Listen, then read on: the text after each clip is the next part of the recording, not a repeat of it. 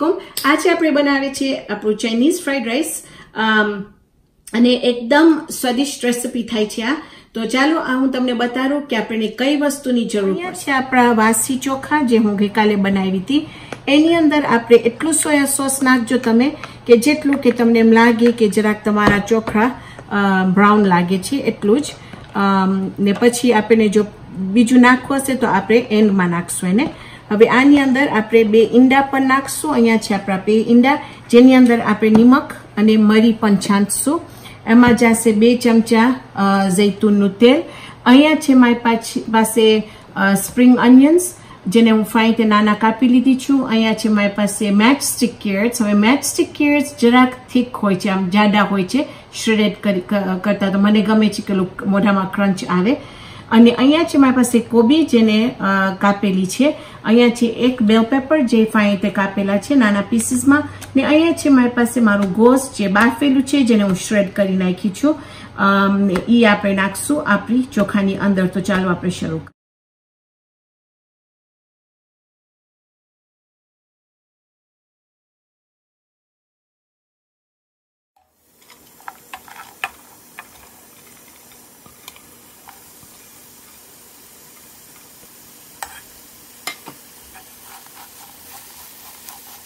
તમને ખબર છે કે તમે સ્ટર ફ્રાય કરો લગભગ 1 મિનિટ માટે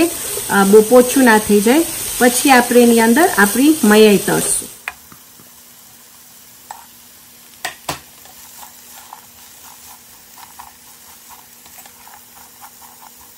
હવે આપણે આપણી બે મયાઈ આની અંદર નાખશું કે બે ઈંડા એ ફાઇન રીતે આપણે એને મિક્સ કરશું એક વખત ફાઇન રીતે મિક્સ થઈ જાય પછી આપણે એની અંદર થોડુંક નિમક અને મરી નાખશું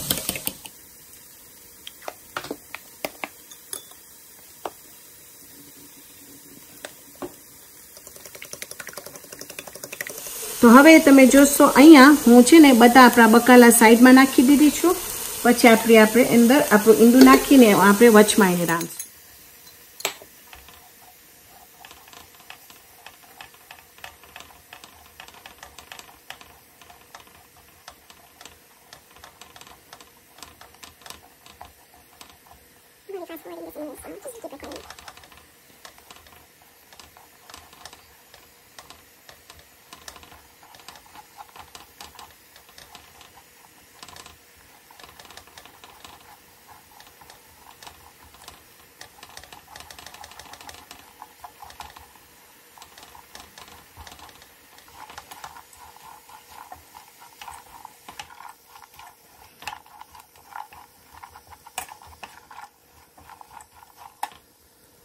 તો અહીંયા તમે જોશો કે ફાઇન રીતે તમે તમારું હાઈ સેટિંગ રાખજો તમારા ચૂલા ઉપર હાઈ એટલે જેટલું ગરમ થઈ શકે એટલું કારણ કે આ તમને ચાઇનીઝ જરાક ફાસ્ટ કુક કરવાનું છે હવે આની અંદર આપણે નાખશું થોડુંક નિમક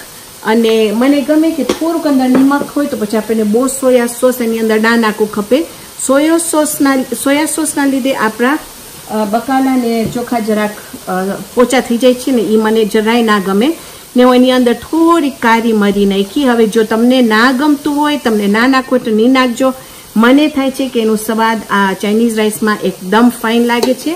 તો હવે આપણે એની અંદર આપણું ગોશ નાખી દઈશું પછી આપણે ચોખા મિક્સ કરીશું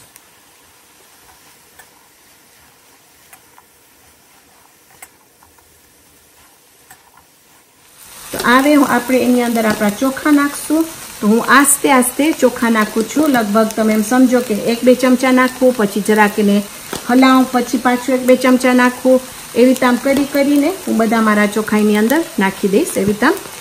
ને પછી આપણે ફાઇન રીતે એને હલાવશું હજી મારો ચૂલો હાઈ ઉપર છે હવે હું એક વખત ચોખા બધા મિક્સ કરી નાખીશ પછી હું આ ચોખાને સાવ આપણે ધીમા તાપે ઉપર રાખી એને આપણે ઢાંકી નાખશું અને આપણે મને ખબર છે કે ફાઇન રીતે ચોખા જે થોડુંક એક્સ્ટ્રા પાણી હોય એ પી લે અને આપણા ચોખા કે Chinese rice Chinese fried rice અહીંયા તૈયાર છે અને હું મારા અંગ્રેજી વિડીયો માટે ટ્રાય કરી પણ તમારા માટે પણ ટ્રાય કરીશ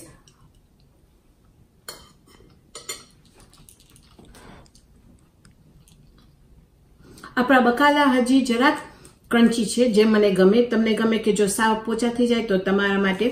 તમે સાવ એને પોચા કરી નાખજો પણ આ એટલું સિમ્પલ ચોખા છે, ચાઇનીઝ ફ્રાઈડ રાઈસ છે, જેમાં આપણે વધારે કઈ નાખાય નથી. જો તમને એની અંદર સેલરી નાખવું હોય તો તમે નાખજો. હું એકચ્યુઅલી આજે ભૂલી ગઈ નાખતા એની અંદર, પણ સેલરી વગર પણ એકદમ સ્વાદિષ્ટ થયું છે. ખાલી જે આપણે નિમક, આપણે સોય સોસ ને આપણે થોડીક મરી નાખ્યા તો એનું ટેસ્ટ એકદમ ફાઇન છે. સિમ્પલ પણ બહુ જ ફાઇન. તો આજે આપણે બનાવ્યા છે આપણું હોમમેડ ચાઇનીઝ રાઈસ. આવતી વખતે આપણે બીજી જબરદસ્ત રેસીપી બનાવશું. તો ત્યાર સુધી ખુદા હાફિઝ.